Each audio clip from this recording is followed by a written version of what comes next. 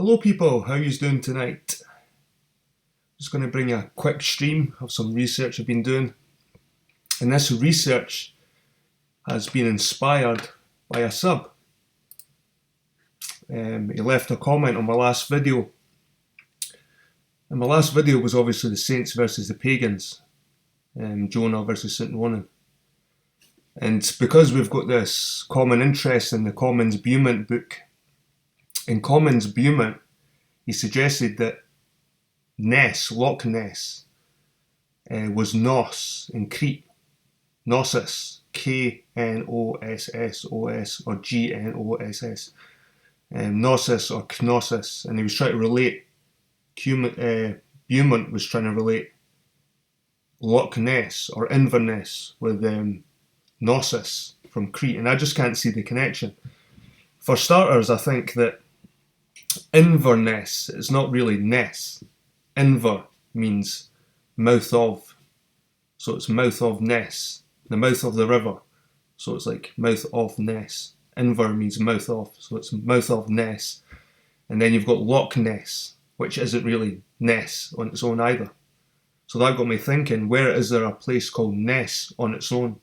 Not Loch Ness or Inverness, but just Ness on its own. And like I said, I found a Ness in Lewis.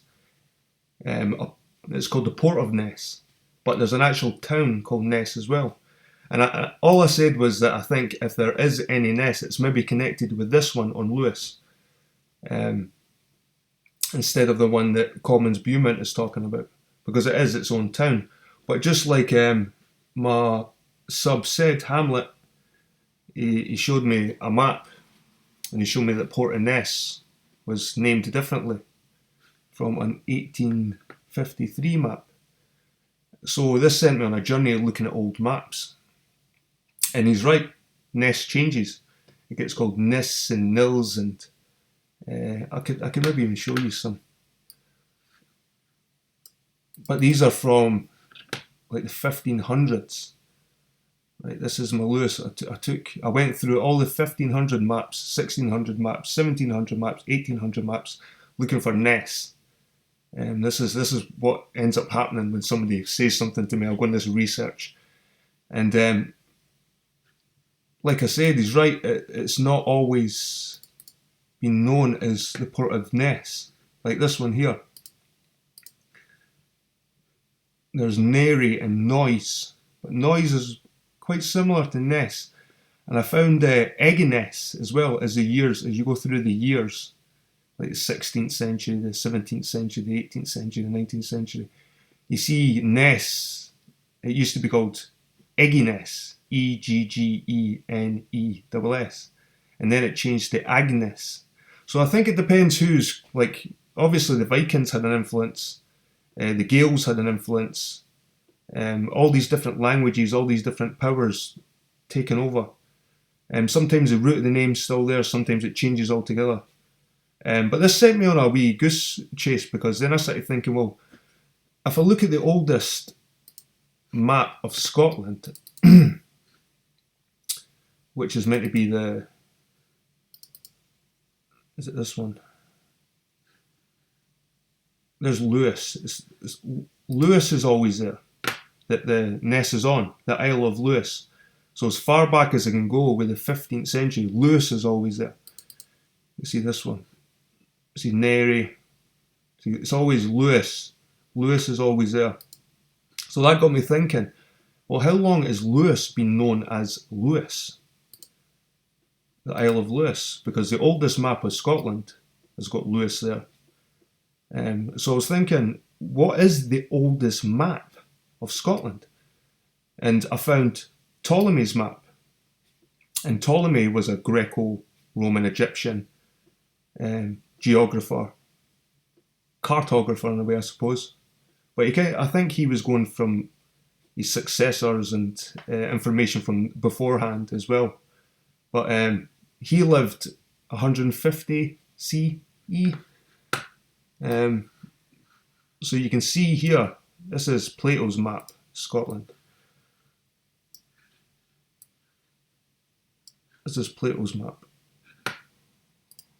And obviously, he lived 150. So this map was done around 150 CE, something like that. But I couldn't find Lewis here. I couldn't find Lewis. I found, obviously, Hibernia here is Ireland. These Abudas, these two here, this puzzled me. I wasn't sure. Then there was Riona, and I thought Rona at first, but then I thought, well, this could be Iona. Then you've got Malleus, which could be Mull. Then there's this one, Epidium. And if this is the Scottish Isles, if this is the Western Isles, this should be Lewis, Epidium, because it's the last. It's the last of the islands. This one should be Lewis, Epidium. So I thought, right, I've looked at Ptolemy's map, and he known Epidium, well, Lewis was Epidium back in his day. This is what I assumed, anyway.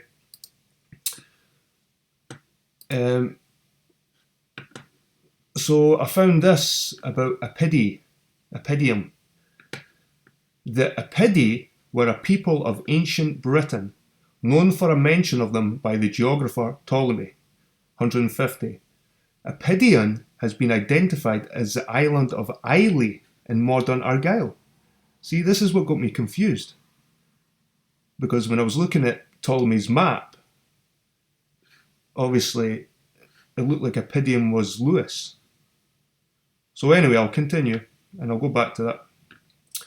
Ptolemy does not list a town for Epidii, but the Ravenna cosmography mentions Ruatonium, which is assumed to be Southend, which is here, guys. Southend is right at the bottom here.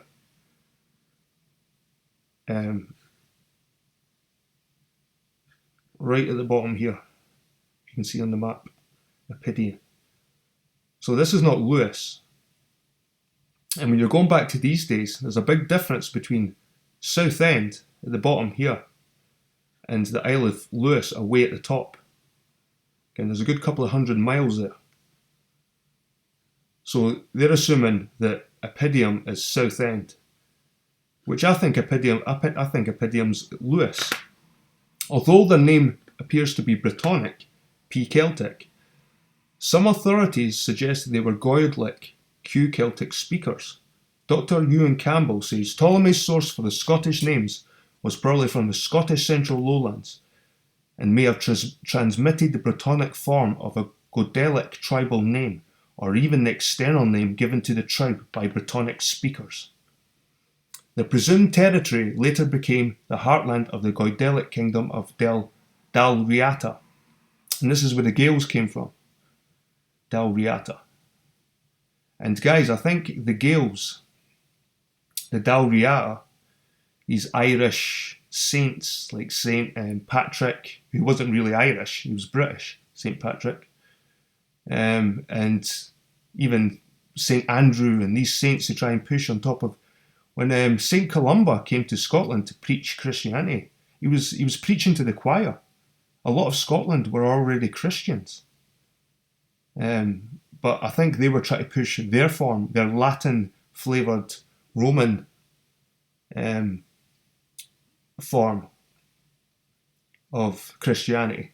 And I think the Picts, who were in a different area from the Dalriata, this area here, the Epidii, this area on the map, this was Dalriata's area. But at the top at Lewis, the Lewis area, that was a Pictish area. So we're talking about two different territories, two different tribes, two different cultures. So we need to get this right. They're saying that Ptolemy reckoned it was here in Southend. Well, I think it was Lewis, guys, I really do. Anyway, I'll continue.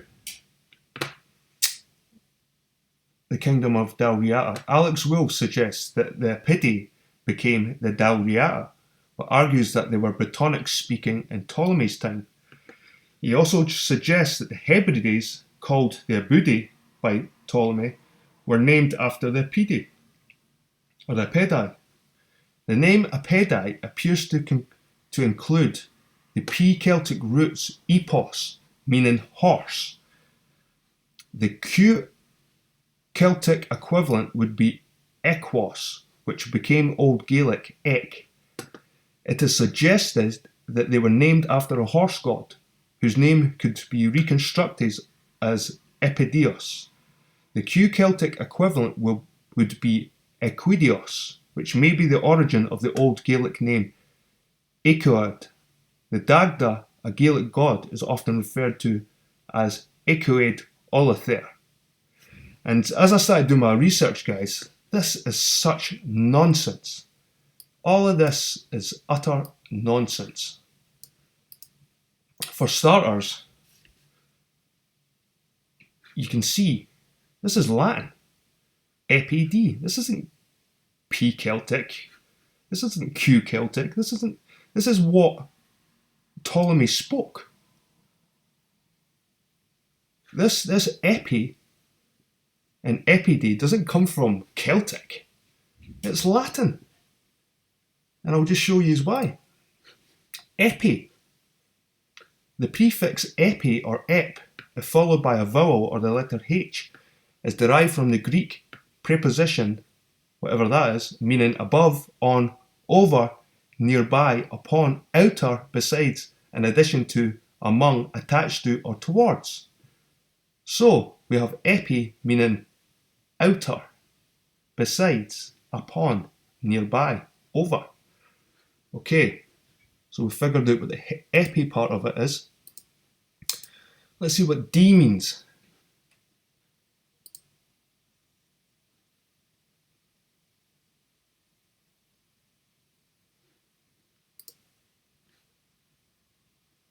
Epidium.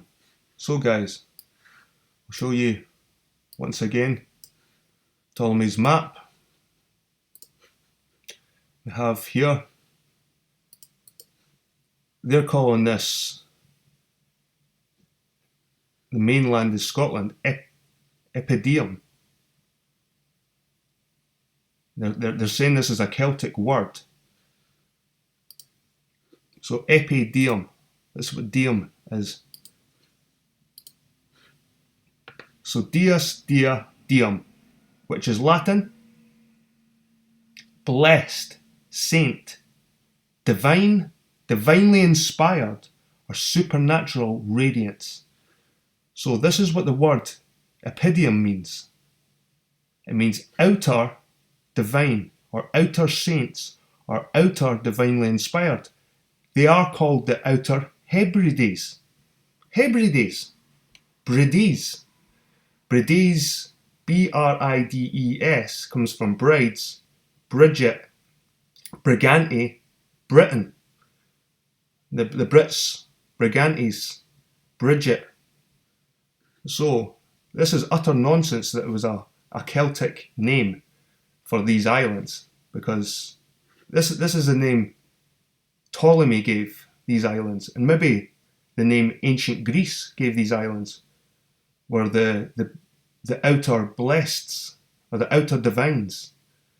But these people in ancient Egypt, the Library of Alexandria, the ancient Greco culture knew that these islands were important for religion. They knew that these were religious islands.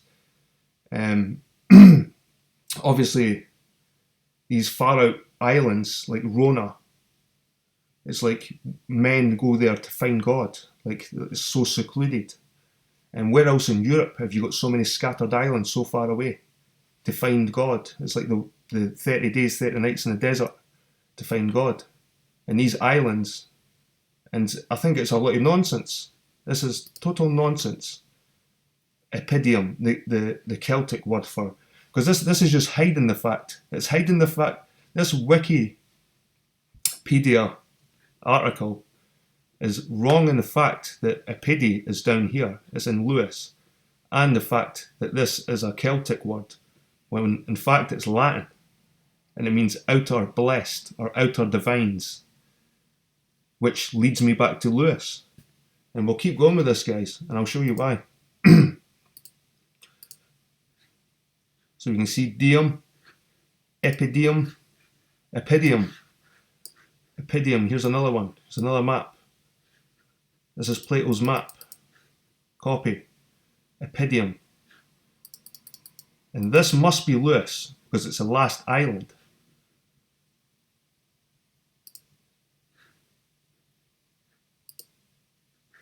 Even in this article here, Epidium, Mull of Kintyre. They're saying it's a Mull of Kintyre, which same again, that's in the Dalriata territory from back then, not in the Pictish territory. When really this Epidium was in the Pictish territory, and I think it could be the Chaldeans, because you seem to have these holy men called Chaldeans up in this area. I'm sure they were Pictish, rather than Dalriata, who were Gaels from Ireland.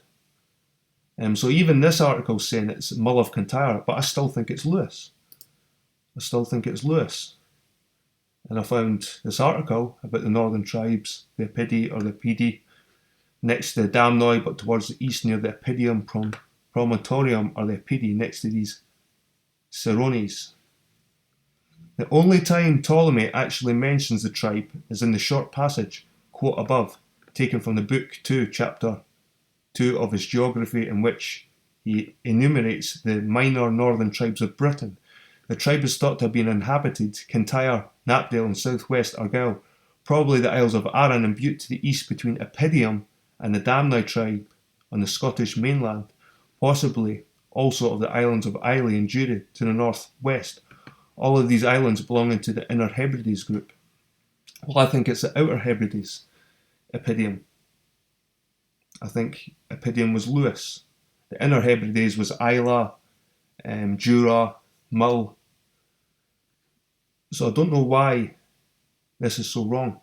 The Epidii are discussed here on a separate page because Ptolemy records further but slender geographical evidence for the tribal territories. These lands are first mentioned by Ptolemy at the end of Book 2, Chapter 1, in which he describes the coastline, rivers and towns of Hibernia, the ancient name for Eire, and the Republic of Northern Ireland. Above Hibernia and the Abuda Insulae, 5 in number, the largest of which towards the west is called Abuda. Next to this towards the east likewise is Abuda, Insula, then Ricina and Malleus, and then Epidium, which I think is Lewis. Abuda Insulae was the ancient name for the Hebrides Islands, and of the 5 listed by Ptolemy, the largest Epidii was probably Islay and the other could be Jura. Ricina is probably the Isle of Arran, which I think this is Iona. You can see it in the name. Riona, it almost looks like Riona, because Arran's too far south, and Iona is beside these islands. Malleus is the ancient name for the island of Mull, and Epidium may be identified as a Mull of Kintyre, which I think is wrong. The second mentions in the Geographa occurs in chapter 2, where Ptolemy describes the north-western coast of the British mainland. Here he places Epidium Promontorium between Lamanius Sinus and the mouth of the river Longus, the first probable Loch Fyne, the second probably the Firth of Lorne. So the Epidium, or the Outer Hebrides, I looked at the Isle of Man as well, and this is where he mentions Habuda.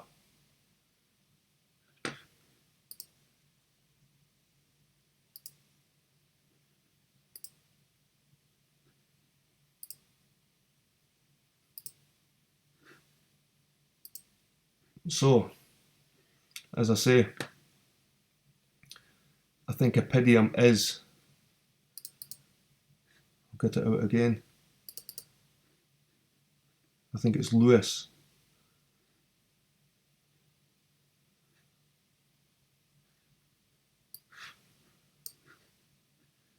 And I think it was known as the outer saints, or the outer divine people, divines, the outer gods, and even the Greeks knew this. I don't know why they're trying to disguise it, that it was in the Inner Hebrides and it was part of the Dalriata territory, when this area, Lewis, was probably a Pictish territory, probably controlled by the Chaldeans, holy men of northern Scotland. So I just thought I'd raise this point.